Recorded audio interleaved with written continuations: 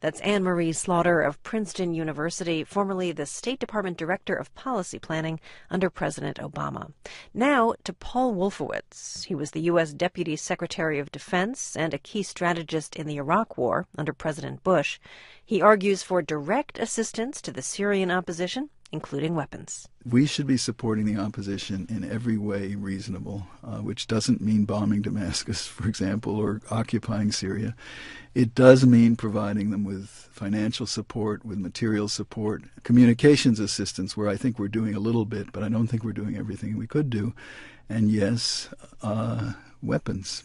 I would say defensive weapons. There's no need for tanks. There's no need for artillery. And particularly, I think, to provide some encouragement for Syrian army units to defect. They're not going to be comfortable defecting in the hands of unarmed rebels. You do hear this from people who say that arming the opposition is a bad idea, that it will lead to all-out civil sectarian war in Syria. We heard the same argument for 3 years in Bosnia, and what it led to was prolonging. It is a civil war already, except it's one side fighting. It's Assad killing his own people. In fact, it dignifies Assad in a way to call it a civil war. But yes, there are some significant number of Syrians on his side. It's terrible what is happening there, but it will only go on longer and be worse if we continue to take a hands-off position. And there's the real possibility that Assad will win, and I can't imagine a worse outcome than that. Do you think the United States in particular should be supplying those weapons? I think it'd be much better if we're involved in the supply than if we leave it to people whose motives and objectives may be very different from ours, and in some cases quite opposite to ours. You know, this situation is moving. It's been over a year now. We see Syrian demonstrators actually holding up signs complaining about American procrastination, and Hamas, which used to be in bed with Assad, has now distanced itself from the Assad regime. I'm sure the bad guys are figuring out how they can help the opposition so that they can have a position later.